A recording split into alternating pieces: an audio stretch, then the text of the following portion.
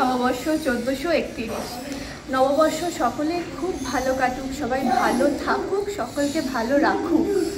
আমরা মুম্বাইবাসীরা, অনুশক্তিনগরবাসীরা আজকে আমাদের মতো করে নববর্ষটা একটু বন্ধুরা মিলে পালন করছি, বাংলায় বলি অবশ্যই, পালন করছি নিজেদের মতো করে। আশা করি সবার ভালো লাগবে, সকলকে অনেক শুভকামনা। এবার আমরা অনুষ্ঠান শুরু করছি।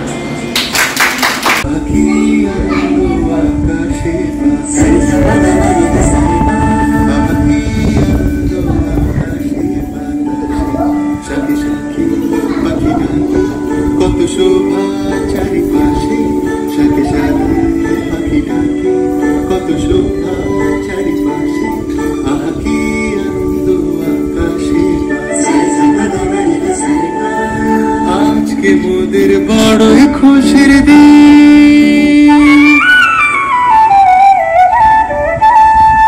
আজকে মোদের বড়ই খুশির দিন।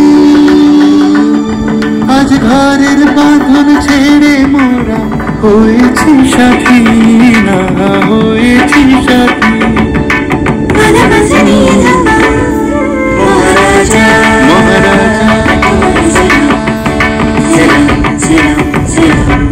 মোরা বাংলাদেশে থেকে মোরা সাদা সিধা মাটির মানুষ, দেশে দেশে যাই মোদের নিজের ভাষা ভিন্ন, ভাষা জানা নাই। মহারাজ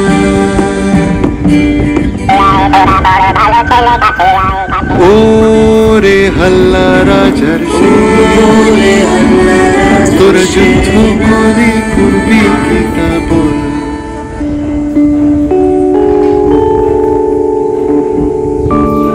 মগজ আসতে সেটা এইখানে থাকে।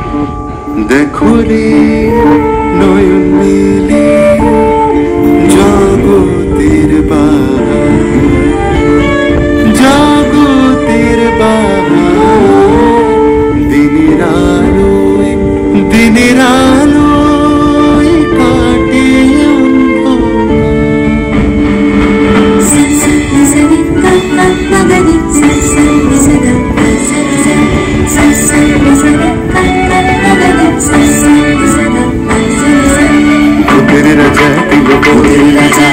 ঝবর ঝবর কিনব, যা চাই খুশি খাইতে পারি, যেখানে খুশি যাইতে পারি, সারিরা বাবাগারে সাজাইতে পারি, এমন সুন্দর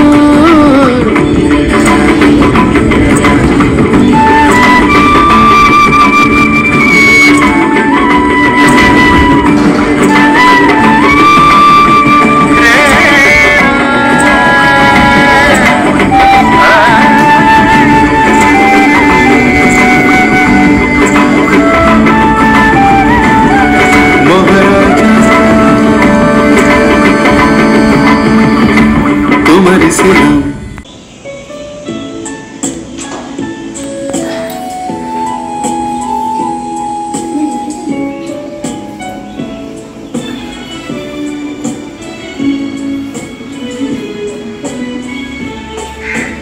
জাগরণে যাইবি ভাবরি, আখি হতে ঘুম নীল হরি, কে নীল হরি, মরি মরি। জাগরণে যাইবি ভাবরি, আখি হতে ঘুম নীল হরি, কে নীল হরি, মরি মরি। জাগরণে যাইবি ভাবরি।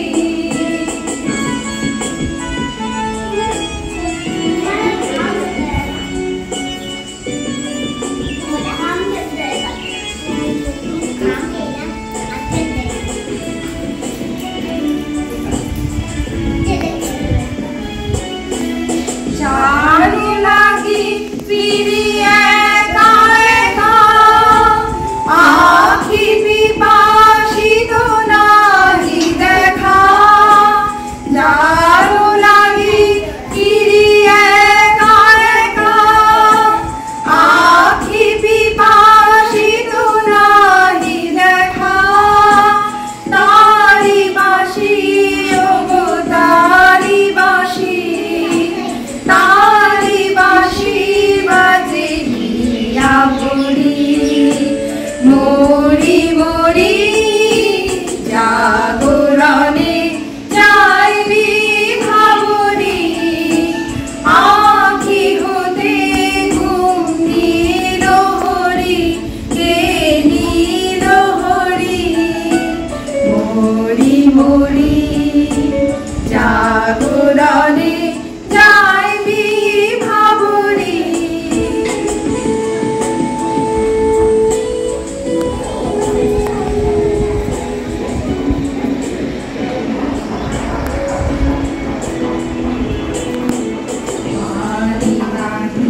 তবু গানে গানে কি যে শুনি, কি যে শুনি তাহাকে বাজানে, মানি নাহি তবু কানে কানে, কি যে শুনি, কি যে শুনি তাহাকে বাজানে।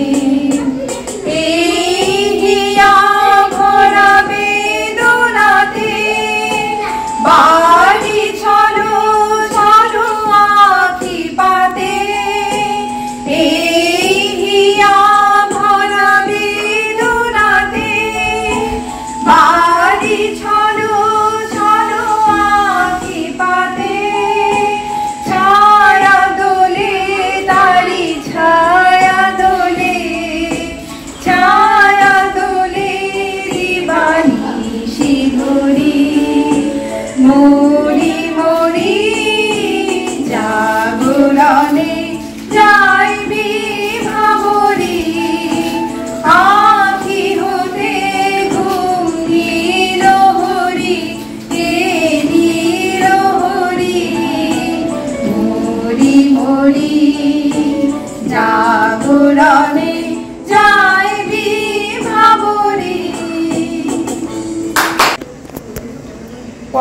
বৈশাখ বা পহেলা বৈশাখ পালন করা হয় বাংলা বছরের প্রথম মাসের প্রথম দিনে।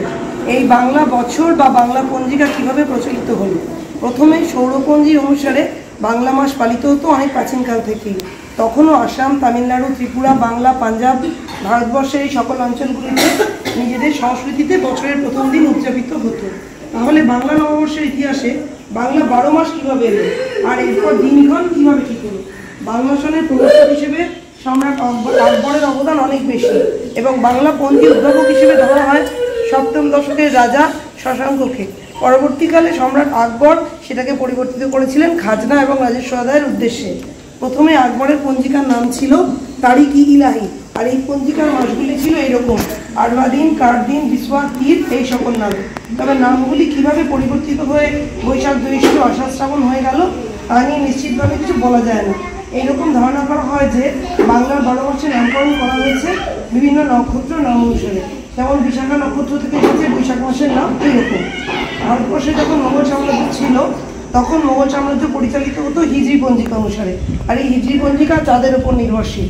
যেহেতু কৃষকদের কৃষি কাজ চাঁদের হিসেবের সাথে মেলে না, তাই তাদের অসময়ে খাজনা দিতে হতো এবং এই জন্য তারা নানা রকম সমস্যায় পড়তো। এই জন্যে খাজনা আদায় কৃষকদের যেন কোনো রকম অসুবিধা না হয়, সেই জন্য সম্রাট আকবর বর্ষপঞ্জিতে সংস্কার করেছিলেন। সেই সময়কার বিখ্যাত জ্যোতির্বিদ এবং চিন্তাবিদ ছিলেন ফাতেউল্লাহ সিরাজি। তিনি সম্রাট আকবরের আদেশে সৌরসন এবং হিজরি সনের উপরে ভিত্তি করে একটি বাংলা সন তৈরি করেছিলেন। 1584 খ্রিস্টাব্দের 10ই মার্চ বা 11ই মার্চ থেকে প্রথম বাংলা সন গণনা করা হয়। তবে আনুষ্ঠানিকভাবে খাজনা আদায়ে এই গণনা কার্যকর হয়েছিল 1556 সালের 5ই নভেম্বর থেকে। এর আগে ফসল কাটা এবং খাজনা আদায়ের জন্য এই বছরের নাম দেওয়া হয়েছিল ফসলি সন।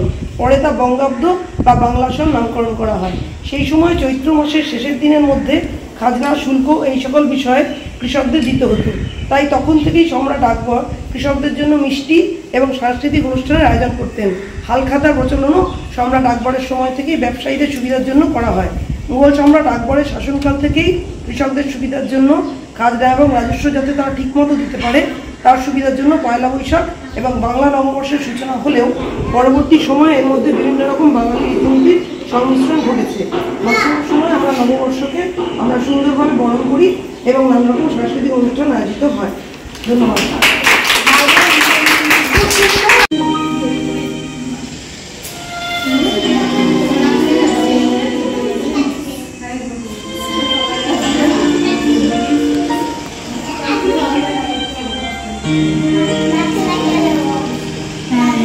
বৈশাখে দেখা হলো দুজনা,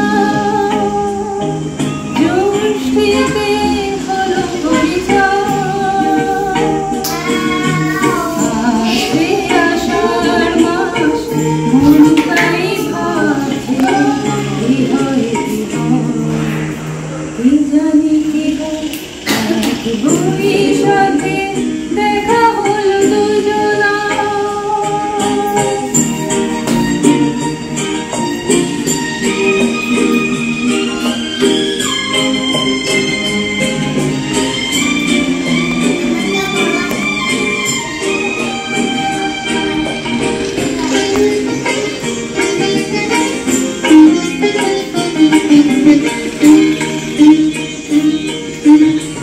তখনই তো হলো দেখা যেই না নয়ন সুজেছে,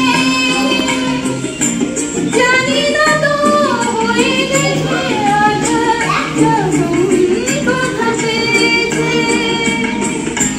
জানি না তো কি যে হবে এরপরে কিছু পেলে না।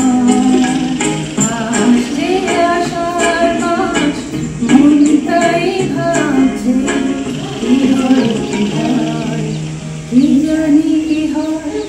এক বৈশাখে দেখা হলো দুজনা, জ্যৈষ্ঠীতে হলো পরিচয়, আসছে আষাঢ় মাস মন তাই ভাবছে কি হয় কি জানি কি হয়।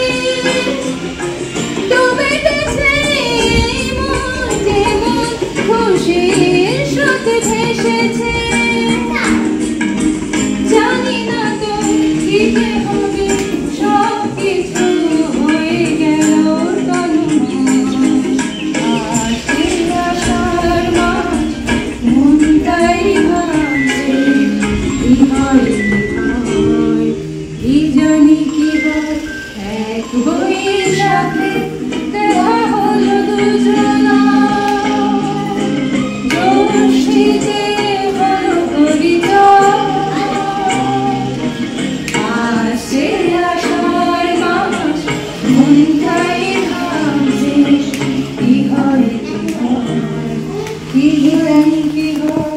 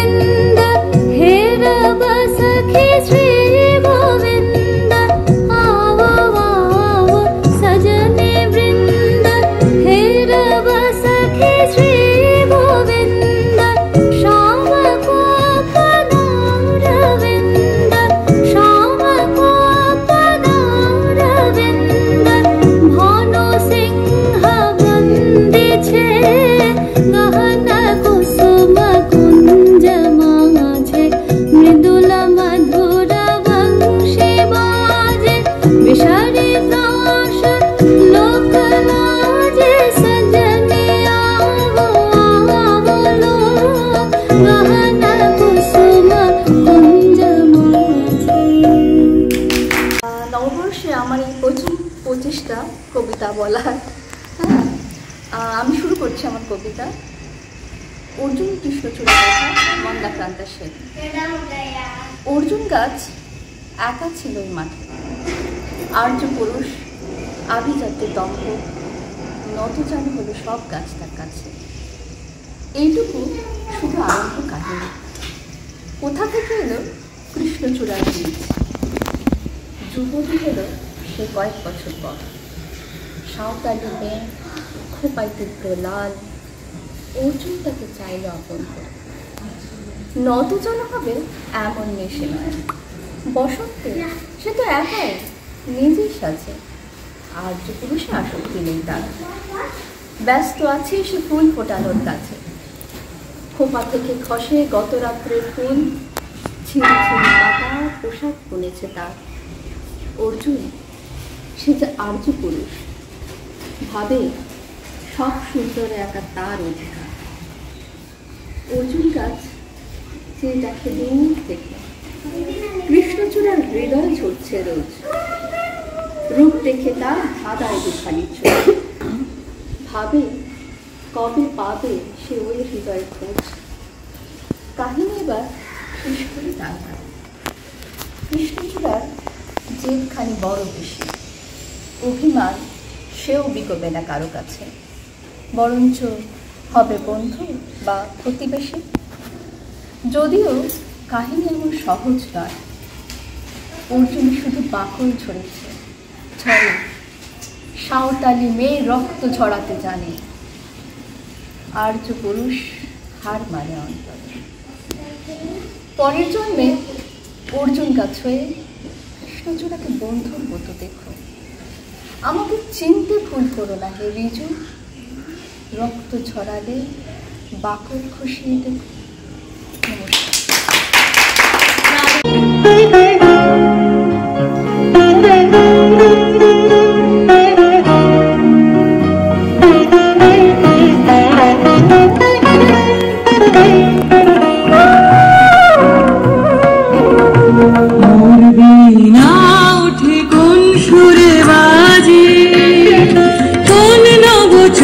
চলো ছন্দে ঘোর বিনা ওঠে কোন সুরে বাজে, মন অন্তর কম্পিত আজি নিখিলের হৃদয় স্পন্দে, ঘোর বিনা ওঠে কোন সুরে বাজে, কোন নব চঞ্চল ছন্দে ঘোর বিনা ওঠে কোন সুরে বাজে।